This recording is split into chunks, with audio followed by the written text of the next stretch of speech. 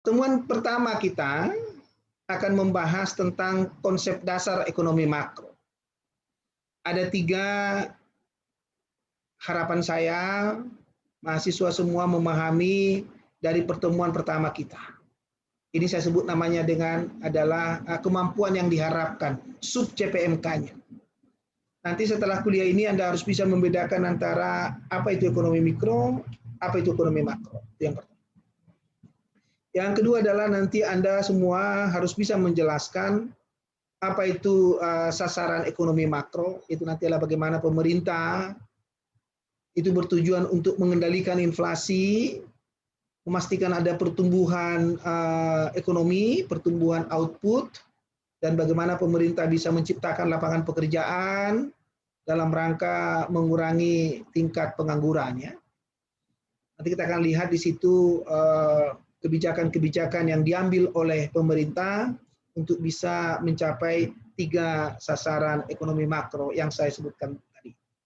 Yang ketiga tentunya adalah nanti kita akan mengakhiri dengan memastikan Anda bisa menjelaskan bagaimana interaksi dari pelaku ekonomi dalam arus lingkar ekonomi. Di konteks ekonomi makro ya, ini sudah Anda bahas di ekonomi mikro, tapi sekarang kita fokus kepada pembahasan kita di ekonomi makro, peran pemerintah, dan peran sektor luar negeri ya. Buku wajib kita adalah MenQ ya, MenQ nanti akan saya kirimkan kepada Anda. Saya punya edisi yang ke-9, tetapi edisi yang terbaru 2021, tapi belum bisa saya berikan kepada Anda ya. Yang saya bisa berikan itu edisi yang ke kalau nggak salah 9 ya. Nanti akan saya kirim lewat WA group supaya Anda bisa membaca MenQ ya. Kemudian ada juga yang textbook yang kedua adalah Case, Fair and Oster ya. Ini saya punya edisi yang ke-12 juga, nanti akan saya berikan kepada Anda ya. Itu menjadi textbook yang wajib Anda baca untuk memperkaya pemahaman Anda di luar ya, di luar modul perkuliahan yang setiap minggunya saya pasti akan posting di learning management system kita. Mari kita mulai yang pertama. Kita bicara dulu apakah itu ilmu ekonomi.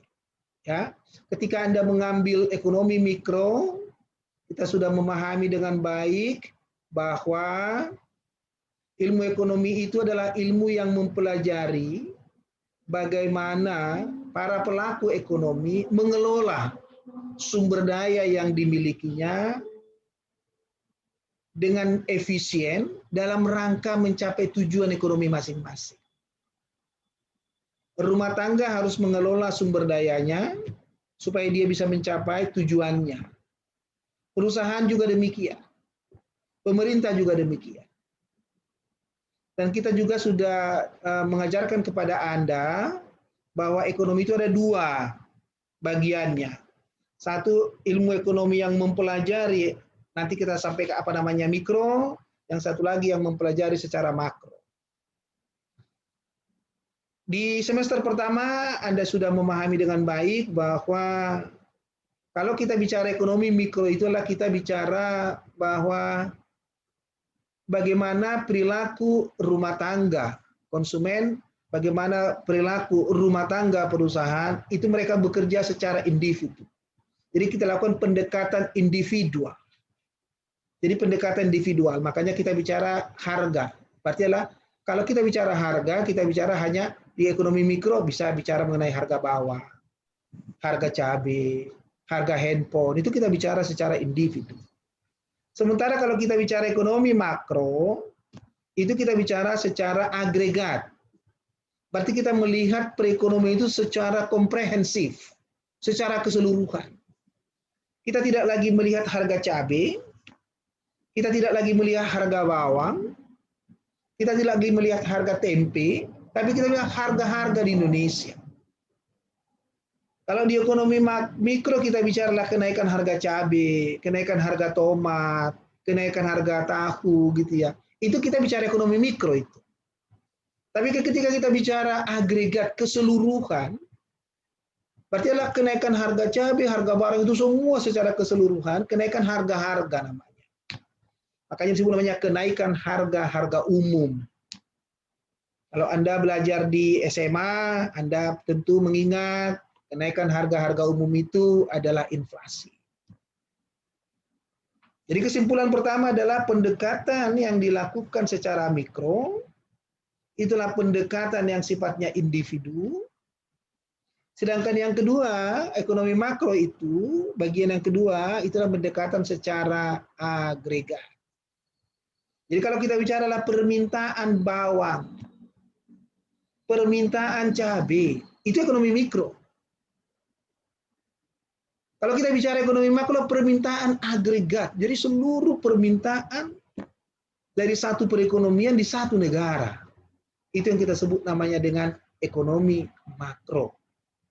Jadi kalau saya katakan contoh selain produksi bawang, produksi beras, produksi ikan, itu semua bicara dengan ekonomi mikro. Tapi kita selalu produksi seluruh ya output yang dihasilkan oleh negara Republik Indonesia, maka itu yang kita sebut namanya dengan ekonomi makro. Bisa diperoleh ya, intinya ya, satu pendekatan secara individu, itu ekonomi mikro, satu lagi dia bicara mengenai pendekatan secara agregat. Jadi kalau kita bicarakan hanya pasar, di pasar Senen, pasar bawang, pasar cabai gitu ya, itu kita bicara ekonomi mikro. Tapi kita bicara keseluruhan secara nasional, agregat itu penjumlahan ya, jadi agregat itu penjumlahan. Maka saya katakan dia ekonomi makro. Bagaimana terkait dengan analisis apa yang mau dicapai dalam ekonomi mikro, ekonomi makro gitu ya. Secara umum saja dulu yang mudah kita pahami, kalau kita bicara ekonomi mikro, kita kemarin sudah bicara bahwa bagaimana rumah tangga konsumen itu mengelola sumber dayanya sedemikian rupa agar mereka mencapai tujuan ekonominya. Itu apa? Kepuasan. Oleh karena itu, maka kemarin ekonomi mikro bicara dengan bagaimana si rumah tangga mengelola resources-nya yang terbatas, pendapatannya yang terbatas untuk bisa dia membeli barang dan jasa ya dalam rangka dia bisa mencapai kepuasannya. Maka kita kemarin belajar namanya perilaku konsumen, perilaku rumah tangga. Bagaimana mereka menggunakan garis anggaran, menggunakan kurva indifference, di mana kita kemarin sudah belajar si rumah tangga akan memutuskan membeli sejumlah barang, membeli sejumlah jasa ketika kurva indifference-nya itu bersinggungan dengan garis anggaran. Itu salah satu contoh kita bicara dalam konsep ekonomi mikro.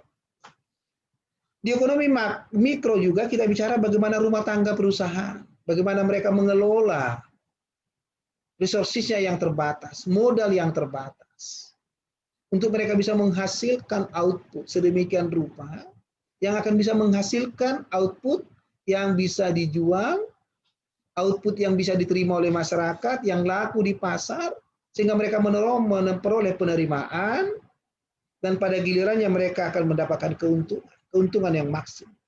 Maka di dalam persoalan ekonomi mikro di rumah tangga perusahaan adalah bagaimana mengelola modal yang jumlahnya terbatas ini untuk bisa menghasilkan output yang benar-benar dibutuhkan oleh masyarakat dalam rangka mencapai keuntungan maksimum.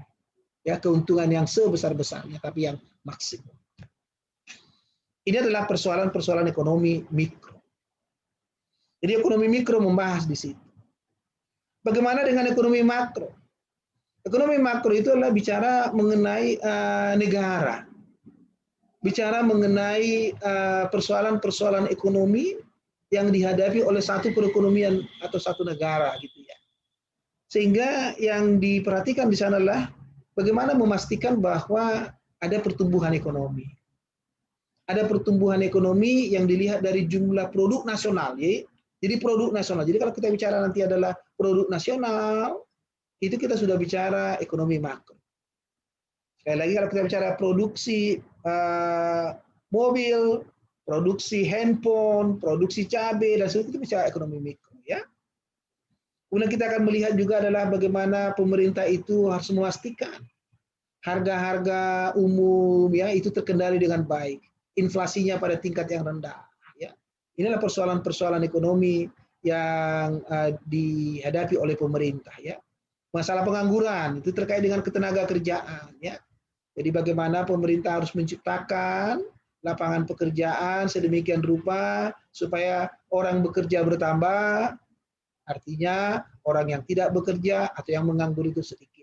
Apalagi kondisi yang sekarang. Pada masa pandemik sekarang ini kan, ya, perekonomian kita mengalami kelesuan ya, bahkan kemarin pertumbuhannya negatif gitu ya. Orang bilang kita berada sekarang pada kondisi resesi, itu artinya produksi kita itu mengalami penurunan. Apa akibatnya? Di ekonomi mikro kita sudah tahu sedikit bicara bahwa apabila produksinya berkurang, maka kemungkinan pertama dalam jangka pendek yang bisa lakukan adalah mengurangi input yang sifatnya variabel. Biasanya mereka mengurangi jam kerja dikurangi, berarti kan jumlah orang yang bekerja itu mengalami penurunan. Kalau sampai buruhnya diputus hubungan kerjanya, maka terjadi pengangguran. Ya. Kemudian kita bicara mengenai keseimbangan neraca pembayaran. Ya. Nanti kita akan sampai ke sana. Jadi ada neraca pembayaran, nanti bicara dengan ada neraca perdagangan, bicara dengan neraca modal. Ya nanti kita akan lihat sampai di sana. Nah ini adalah macroeconomics ya. Jadi ini yang mau kita bahas di dalam 1 semester ke depan.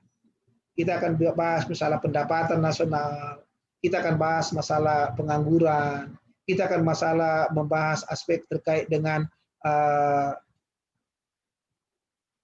inflasi, terkait dengan keseimbangan ekonomi, terkait dengan permintaan agregat, ya, penawaran agregat, bagaimana Bank Indonesia, bagaimana Bank Umum dalam proses menciptakan uang, gitu ya, sampai kepada proses perdagangan internasional. Ini adalah aspek makroekonomi. Jadi sudah cukup jelas ya sekarang perbedaan antara makroekonomi dengan mikroekonomi atau ekonomi makro dengan ekonomi mikro. Bisa dipahami ya? Baik, saya lanjut dengan slide berikutnya. Ini adalah 3 pokok permasalahan ekonomi makro. 3 pokok permasalahan ekonomi makro. Nanti kita akan sampai ke sana.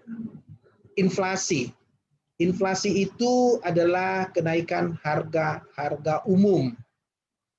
Jadi kalau dikatakan inflasi 3%, itu artinya sebetulnya adalah dengan mudah kita maknai bahwa seluruh harga-harga di perekonomian tersebut, kalau inflasi Indonesia katakanlah berarti adalah harga-harga umum di negara Indonesia mengalami kenaikan 3%. Seluruh barang, seluruh jasa. Maka dikatakan inflasi. Lawannya nanti deflasi. Berarti adalah penurunan, ya, penurunan. Jadi kalau saya katakan terjadi deflasi seperti apa? Harga-harga sekarang menjadi lebih murah.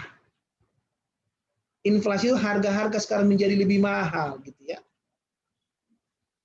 Yang kedua adalah pertumbuhan ekonomi. Ini pertumbuhan ekonomi, ini bicara mengenai bahwa kemampuan negara tersebut, ingat kan ada 10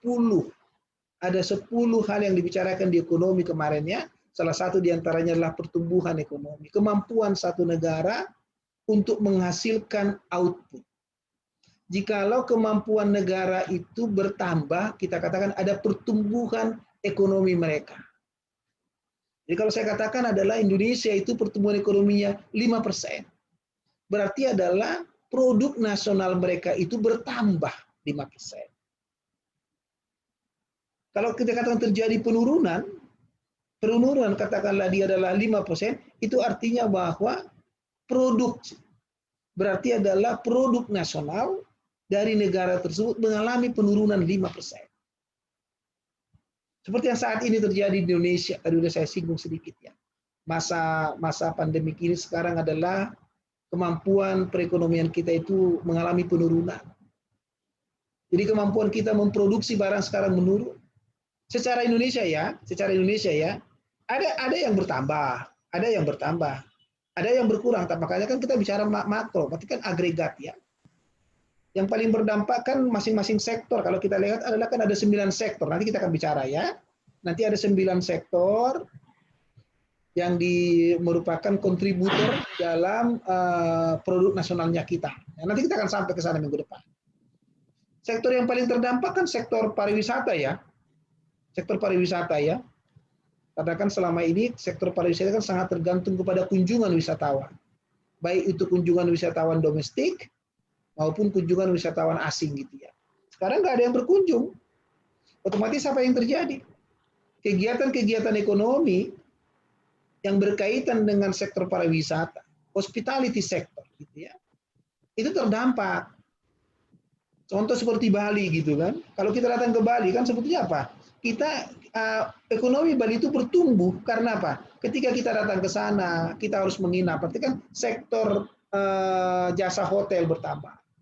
Ketika kita ke Bali gitu ya, ya kita makan baik di restoran atau dimanapun. Berarti kan jasa beverage ya, food and beverage ya, sektor restoran itu kan bertambah. Kemudian ketika kita di Bali juga kita kan membeli oleh-oleh ya, handicraft gitu ya, membeli handicraft. Berarti kan itu sektor dia bertambah. Itu bertumbuhlah sektor pariwisata mereka. Namun ketika pandemi kemarin melanda, jumlah kunjungan ke Bali kan menurun drastis. Dia menurun drastis. Akibatnya apa? Orang yang menginap di hotel akan berkurang. Orang yang makan di Bali akan berkurang. Orang yang akan beli oleh-oleh berkurang. Otomatisnya apa? Iya, berarti adalah pendapatan mereka. Pendapatan mereka berkurang dari sektor itu.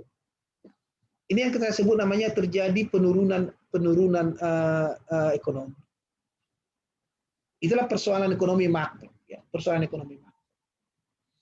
Yang ketiga adalah persoalan yang terkait dengan pengangguran. Saya sengaja mengambil isu-isu di ekonomi makro berketepatan dengan masa pandemik yang sekarang ini ya, yang sekarang ini.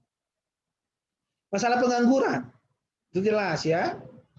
Katakan seperti yang tadi itu, ketika kunjungan kita ke Bali berkurang, berarti adalah jumlah orang yang menginap di hotel berkurang, otomatis orang-orang yang selama ini bekerja di sektor perhotelan itu kan akan mengalami penurunan, nggak ada yang dilayani, nggak ada yang datang, nggak ada yang bisa mereka kerjakan.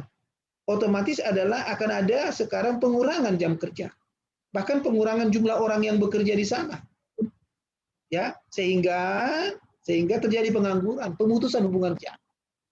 Sama dengan misalnya adalah ada usaha kecil, usaha menengah gitu ya, yang menghasilkan handicraft. Ketika tidak ada yang berkunjung, nggak ada yang beli kan? Otomatis sekarang kan stoknya bertambah banyak. Ini stok yang ada tidak laku dijual karena tidak ada yang datang membelinya. Otomatis apa yang terjadi? Ya mereka akan mengurangi produksi dulu, tidak berproduksi dulu sementara karena stok masih banyak, gitu ya. Akibatnya apa yang terjadi? Pekerja, perajin handicraft itu terpaksa dirumahkan untuk sementara waktu. Bahkan pemutusan hubungan kerja. Itu namanya dengan pengangguran. Itulah semua yang kita sebut namanya topik-topik ekonomi.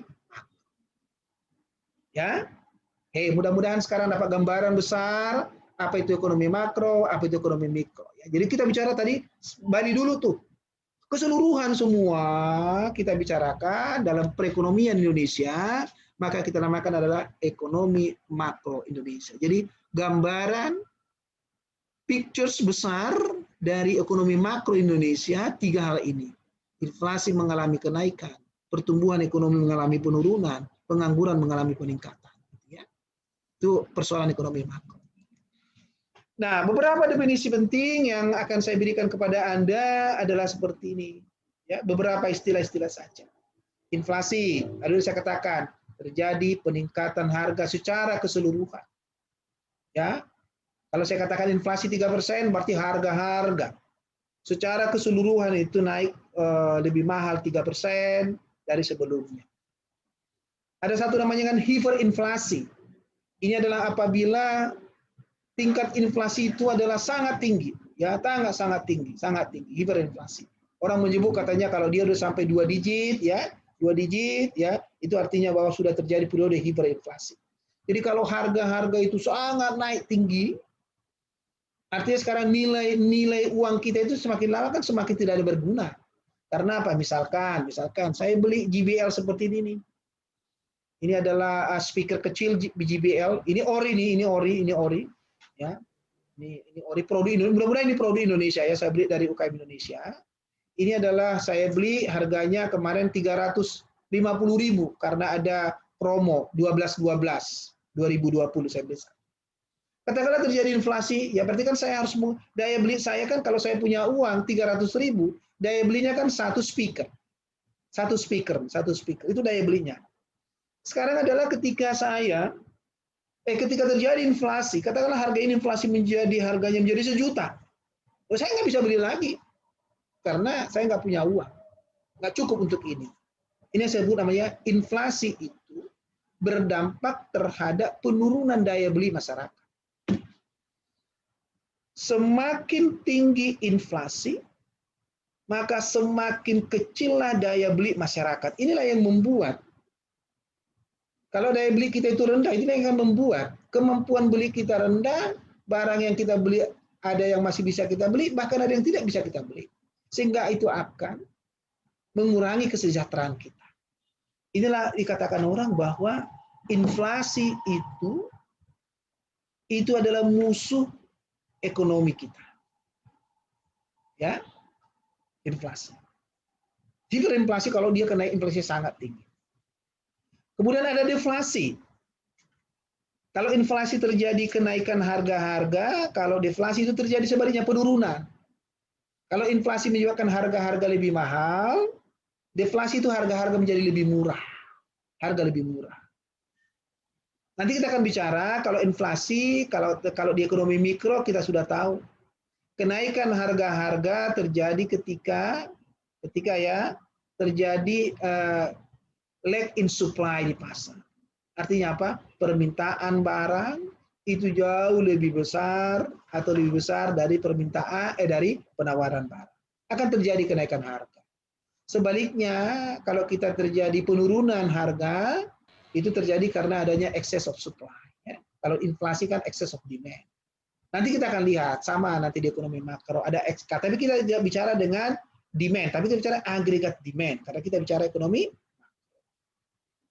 Deflasi terjadi penurunan harga-harga. Berarti sekarang ada produksinya banyak, produksi nasional kita banyak, daya beli masyarakat itu rendah. Jadi masyarakat itu tidak bisa membeli banyak sehingga terjadi oversupply, ya, oversupply. Oversupply ini akan mendorong terjadinya penurunan harga. Yang berikutnya adalah pengangguran. Penganggurannya jumlah orang yang tidak bekerja, ya, jumlah orang yang tidak bekerja. Tentunya yang lawannya adalah bekerja. Jadi kalau saya katakan tingkat pengangguran tinggi, itu artinya bahwa jumlah orang yang tidak bekerja di satu negara itu meningkat. Kenapa jumlah pengangguran itu bertambah? Ya karena produksi di negara tersebut mengalami penurunan. Kalau kita telusuri lagi lebih dalam lagi, kenapa itu terjadi? Daya beli masyarakat rendah. Kita telusuri lagi karena pendapatan masyarakat rendah. Sehingga tingkat pengangguran ini adalah menyebabkan banyak pekerja kehilangan pekerjaannya. Jadi kalau pertumbuhan ekonomi kita mengalami penurunan, akan selalu memang diikuti dengan adanya pengangguran. Dan sebaliknya, kalau pertumbuhan ekonomi kita itu meningkat, berarti ada penciptaan kesempatan kerja. Kalau kita bicara di tingkat yang mikronya, berarti pabrik-pabrik contohnya adalah bertambah produksinya. Ketika mereka ingin menambah produksinya, kan mereka butuh orang. Mereka butuh bekerja. Maka mereka mencari pekerja. They create more job opportunity. Mereka menciptakan lapangan pekerjaan yang lebih banyak lagi. Itu yang kita sebut namanya dengan kesempatan kerja. Oleh karena itu di dalam masa pandemik seperti ini, ketika perusahaan-perusahaan sangat lambat di dalam menciptakan lapangan pekerjaan, maka kita berharap sebetulnya adalah pemerintah. Pemerintah itu harus menciptakan lebih banyak lagi kesempatan-kesempatan kerja.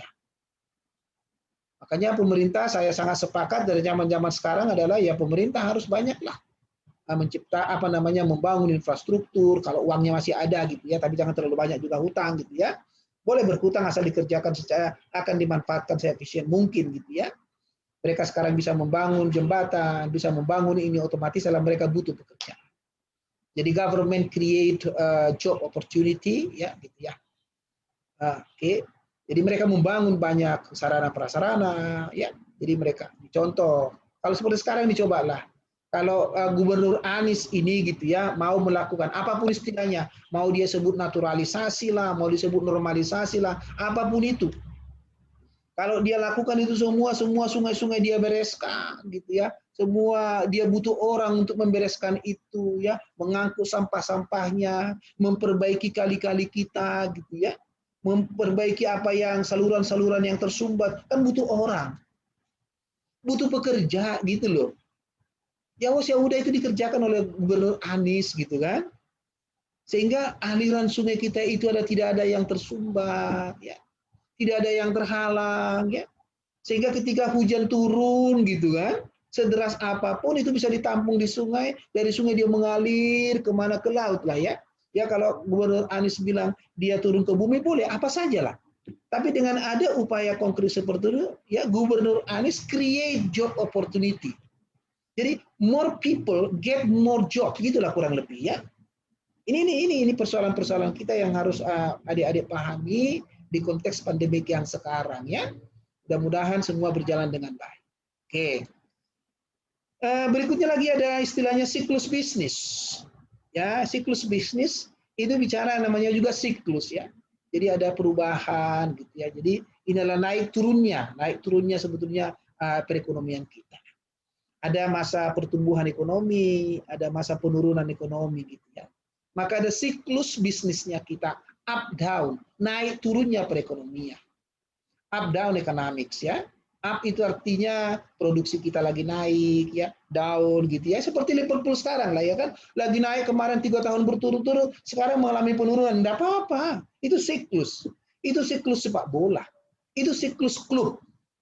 Sama dengan siklus bisnis, jadi bisnis cycle ya. Jadi ada siklus biasanya naik turun dari perekonomian kita ya.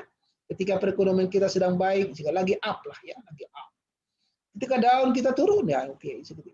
Nah, berikutnya adalah ada istilah output agregat ya. Ini adalah jumlah keseluruhan barang dan jasa yang diproduksi dalam satu perekonomian. Jadi kita tidak bicara lagi produksi mobil, produksi motor, produksi tempe, produksi tahu, itu mikro. Itu semua mikro, itu mikro. Ketika kita bicara makroeconomics, kita bicara adalah the whole economics, the whole product, keseluruhan produksi kita. Jadi kita agregatkan semuanya. Jadi di dalamnya sudah ada mobil, sudah ada motor, sudah ada handphone, sudah ada kursi, sudah ada meja, sudah ada semua sudah ada di dalam. That's macroeconomics ya, macroeconomics. Jadi kalau kita katakan adalah output agregat, kita bicara mengenai keseluruhan.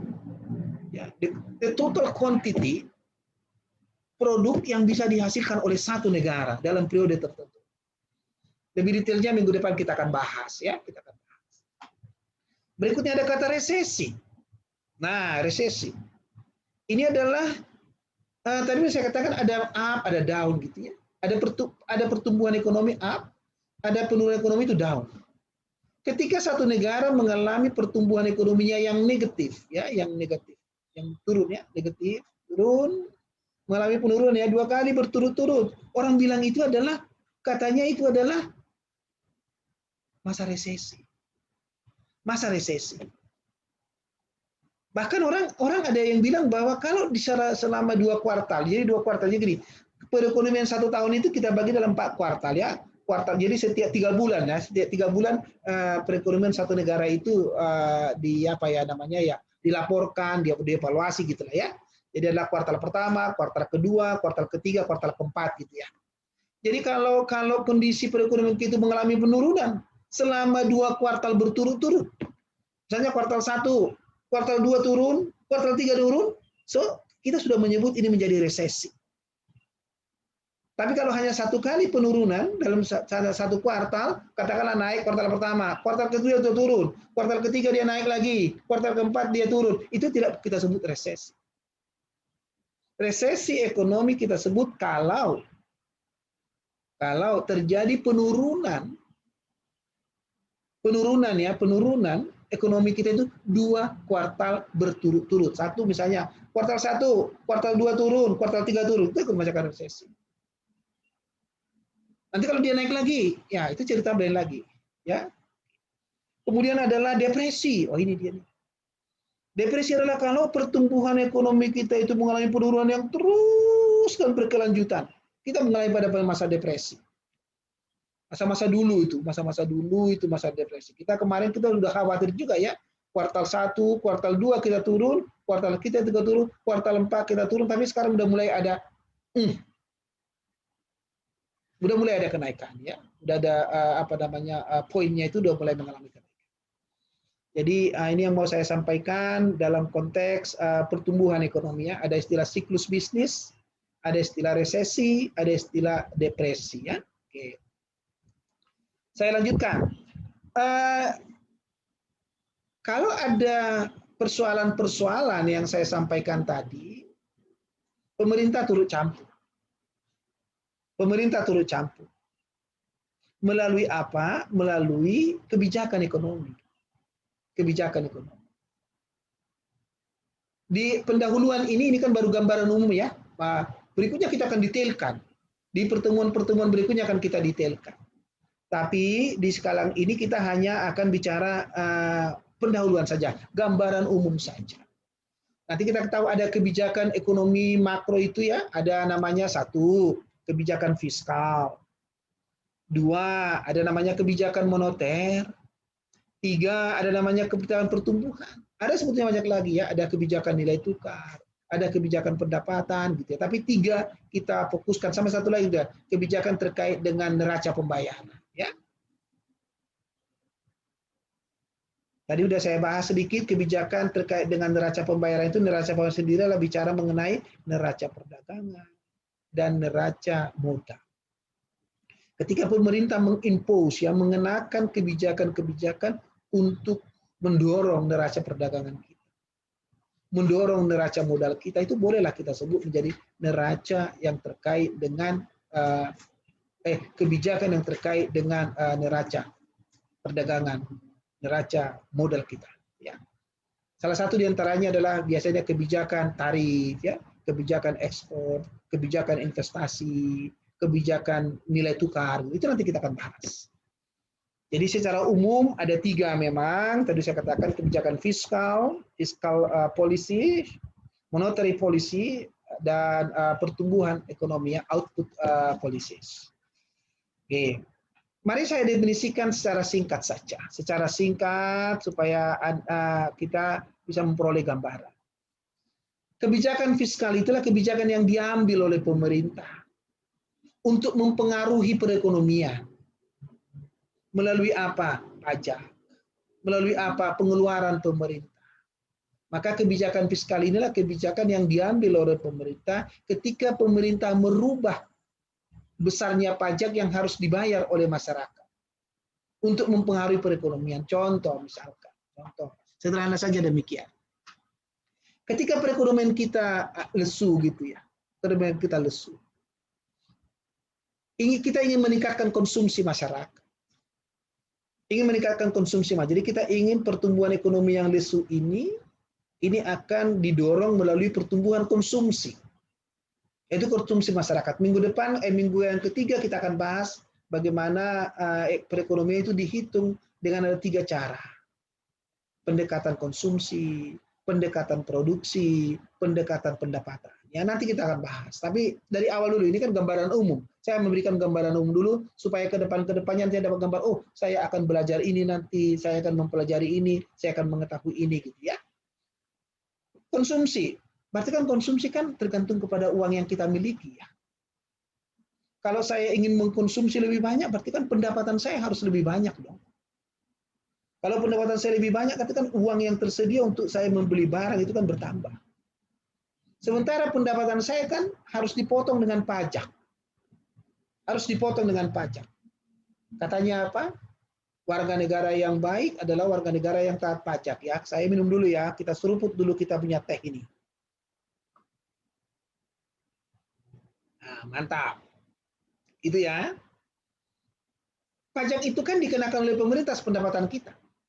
Jadi kalau pemerintah itu mengenakan pajak, jadi makanya dikatakan adalah pendapatan yang kita bawa pulang ke rumah, itulah pendapatan setelah dikenakan pajak. Pendapatan setelah dikenakan pajak. Jadi kalau pemerintah mengenakan pajak, kita katakanlah sederhana sudah 10% misalnya, contoh 10%. Berarti pendapatan kita yang kita bawa pulang dari gross income kita itu menjadi net income kita itu kan harus dikurangi pajak yang 10%. Sehingga kita hanya akan membawa net income kita itu hanya 90% saja sebetulnya kita bawa pulang ke rumah. Ini yang kita gunakan untuk belanja.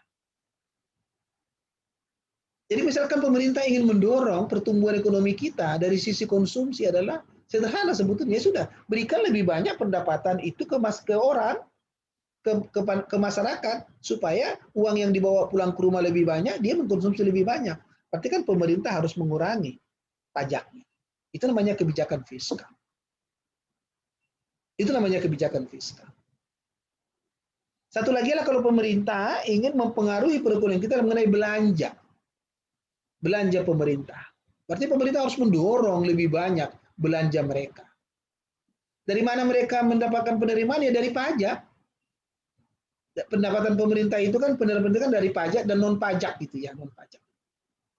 Tambah satu lagi tentunya adalah, tapi ini bukan penerimaan loh ya, ini hutang sebetulnya bukan.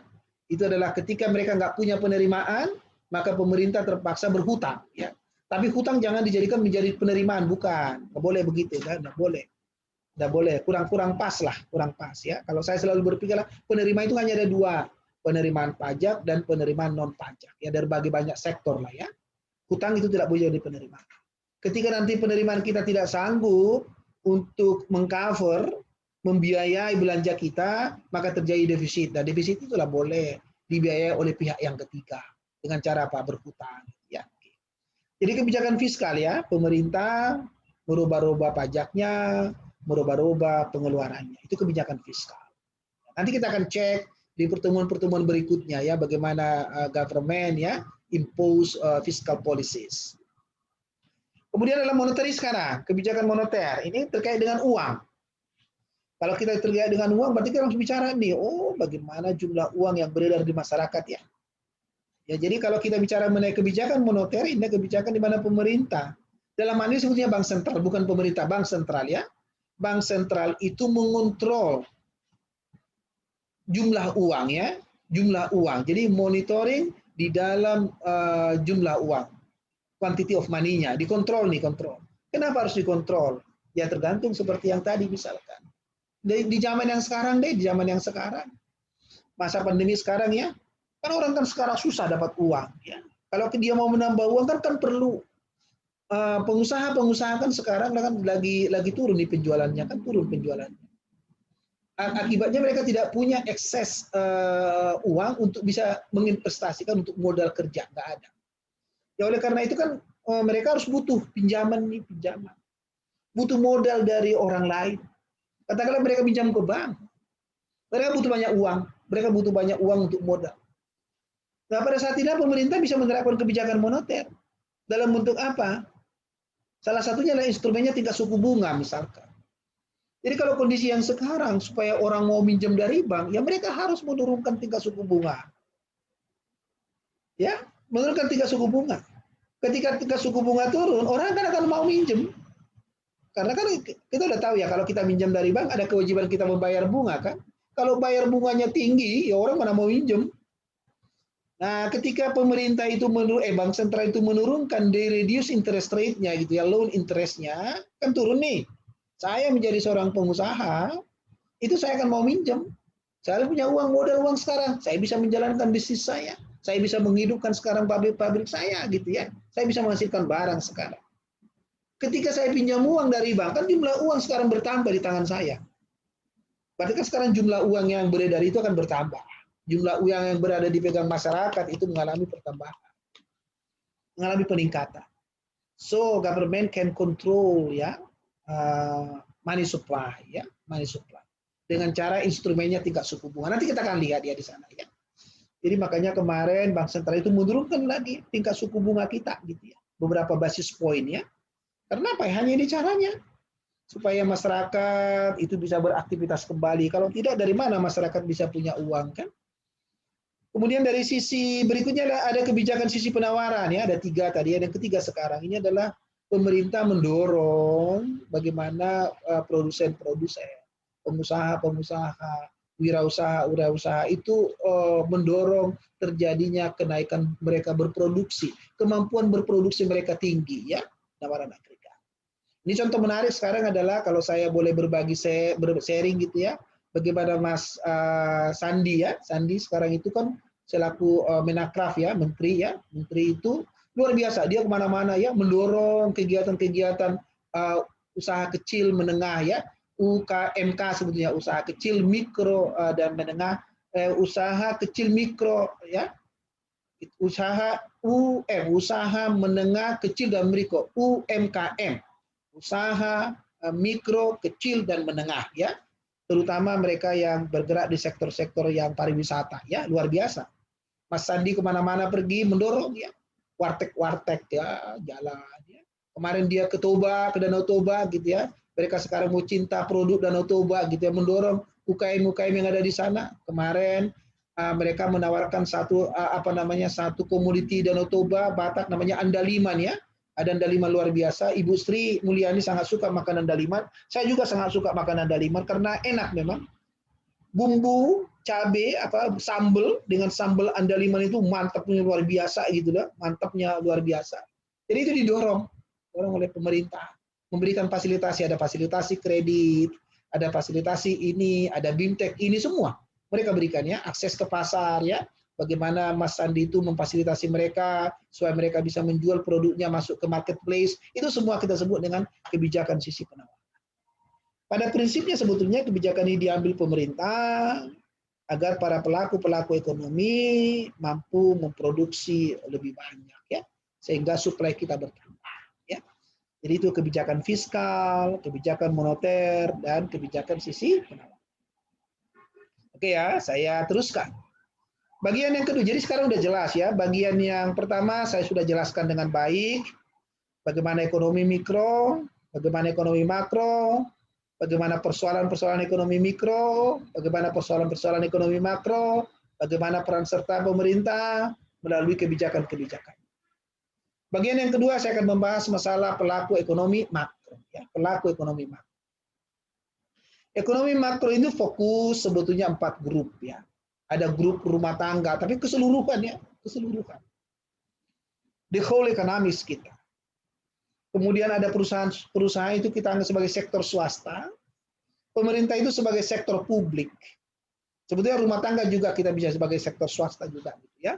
Kemudian pemerintah itu sebagai sektor publik, dan negara lain, other countries itu kita sebut mereka, we stated as the international sectors, ya, sektor internasional. Jadi ada sektor swasta, ada rumah tangga di dalamnya, ada perusahaan di dalamnya, kemudian sektor publik, ada pemerintah di dalamnya, dan satu lagi sektor perusahaan ada di dalamnya juga, gitu ya, ada di dalamnya juga. Oke, mari kita mulai satu-satu.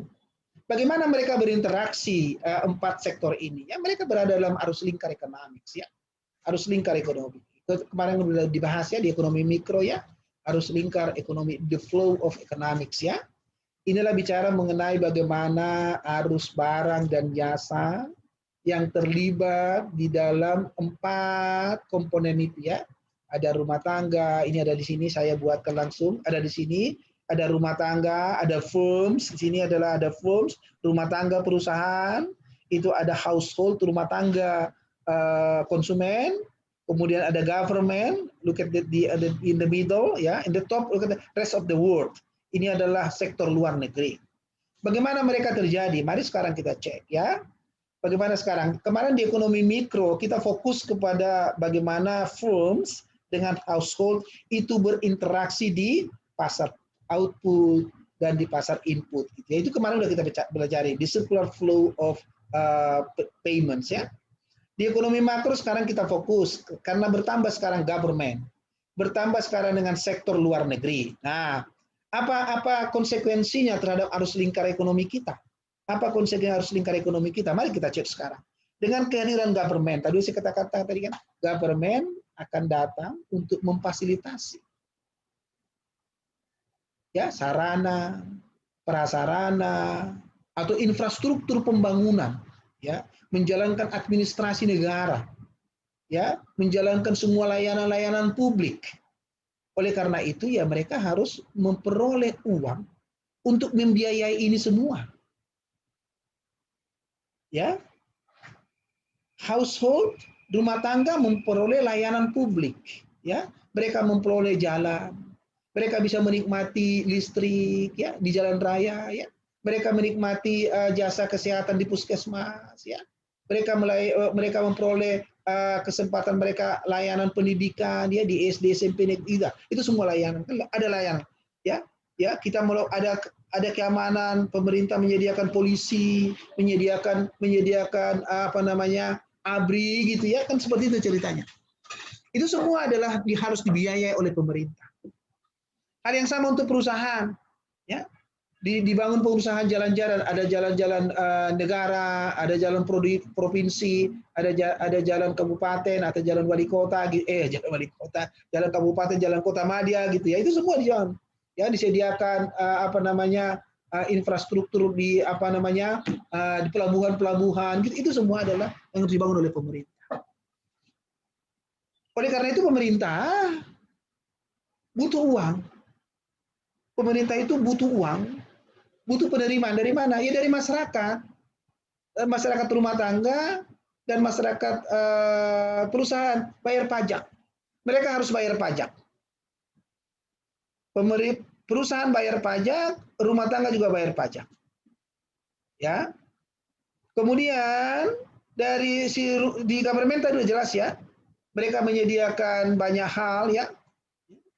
Bisa mereka membangun infrastruktur gitu ya. Bahkan nanti kita akan cek ada namanya transfer payment ya.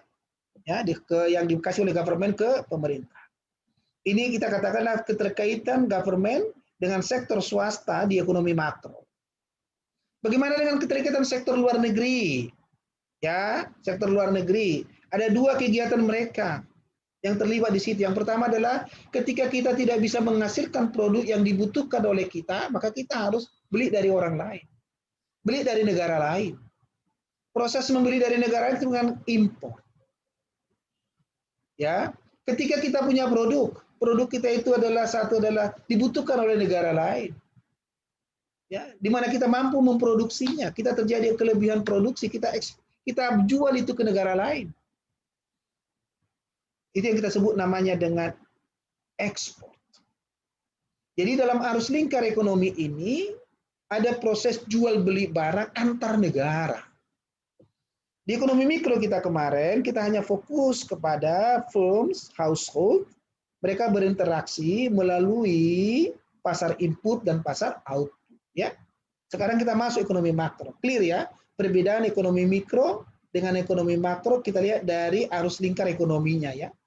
Ada kehadiran pemerintah melalui dua kegiatan mereka, tax dan pengeluaran, government expenditures. Ada kehadiran luar negeri dengan dua kegiatan mereka. Satu adalah ekspor, yang satu lagi adalah impor. Inilah ini pengeluaran pemerintah. Jadi kalau saya katakan tadi adalah pengeluaran pemerintah, ini aktivitas pemerintah ya. Inilah pengeluaran oleh pemerintah untuk membiayai administrasi pemerintahan dan juga untuk membiayai kegiatan-kegiatan pembangunan. Mereka harus membayar guru, mereka harus membayar dokter-dokter yang ada di rumah sakit, yang ada di puskesmas, tenaga kesehatan nakes juga harus dibayar oleh pemerintah gajinya. Ya, kita memperoleh keamanan karena ada polisi, ya mereka harus bayar gaji polisi gitu ya. Dan beberapa aparatur pemerintah lainnya ya, makanya dengan PNS pegawai negeri sipil itu harus dibayar oleh pemerintah. Ya. Karena dengan adanya mereka lah kita bisa menerima layanan-layanan publik ya. Ada layanan pendidikan, ada layanan kesehatan gitu ya. Ada layanan atas keamanan kita. Kemudian juga adalah pemerintah harus membangun berbagai macam sarana prasarana, infrastruktur pembangunan, ya, membangun gedung SD, membangun gedung perguruan tinggi untuk PTN gitu ya dan seterusnya. Di samping itu juga pemerintah juga pengeluarannya yang kedua pembayaran transfer of payment ya, nanti akan saya bahas di pertemuan yang kelima gitu ya. Ini adalah pemerintah memberikan transfer of payment kepada orang-orang yang sebetulnya mereka tidak berkontribusi langsung dalam proses produksi ya. Misalnya pemerintah memberikan tunjangan-tunjangan untuk orang-orang tua yang ada di pantai-pantai jompo ya. Kemudian tunjangan-tunjangan kepada veteran-veteran perang ya, dan pembayaran kesejahteraan lainnya kepada pihak-pihak yang memang betul-betul memang layak dan pantas memperoleh tunjangan-tunjangan dari pemerintah ya. Itu namanya transfer of payment ya. Jadi mereka tidak bekerja sebetulnya. Mereka tidak berkontribusi ekonomi ya secara langsung dalam menghasilkan produk ya. Nah, sehingga mereka seharusnya kan prinsip ekonomi bilang apa? Kita menghasilkan sesuatu, berkontribusi, baru kan ada imbalannya ya. Kan itu kan kata si Menku ya, there is no freelance ya. Tidak ada makan siang yang gratis ya. Orang harus mengerjakan sesuatu, mendapatkan kompensasi gitu ya. Maka pembayaran transfer itu yang menjadi pokoknya kita pemerintah melakukan pembayaran kepada individu-individu bukan karena mereka ya menghasilkan barang atau jasa. Tetapi pemerintah memberikan khusus transfer kepada mereka. Jadi seperti ya pembayaran tadi saya katakan tunjangan-tunjangan kepada para orang tua, kepada lansia gitu ya, veteran-veteran perang gitu ya, pensiunan dan seterusnya. Oke. Penerimaan pemerintah tadi sudah saya singgung-singgung adalah pajak dan bukan pajak ya. Dan penerimaan hibah lah dari luar negeri. Tapi kalau hutang tidak ya, hutang tidak. Penerimaan negara inilah yang akan digunakan oleh pemerintah untuk membiayai yang tadi, membayar gaji, membangun infrastruktur, itu semua dibiayai dari pajak yang kita bayar ke pemerintah. Dari penerimaan bukan pajak, ya, dari penerimaan hibah dari dalam dan luar negeri. Ini aktivitas luar negeri kita. Tadi sudah saya katakan ada dua aktivitas kita, ada ekspor dan ada juga import ya. Ekspor itu adalah aktivitas menjual, jadi kita menjual produk kita ke pihak luar negeri, ke masyarakat di luar negara kita. Ya. Atas dasar itu nanti kita menerima penerimaan dalam bentuk devisa, ya, devisa. Import itulah kegiatan kita membeli karena kita tidak bisa memproduksi atau kita bisa memproduksi tapi tidak cukup ya untuk memenuhi kebutuhan domestik kita. Contoh seperti sekarang adalah kan kita katanya kan dulu apa ini?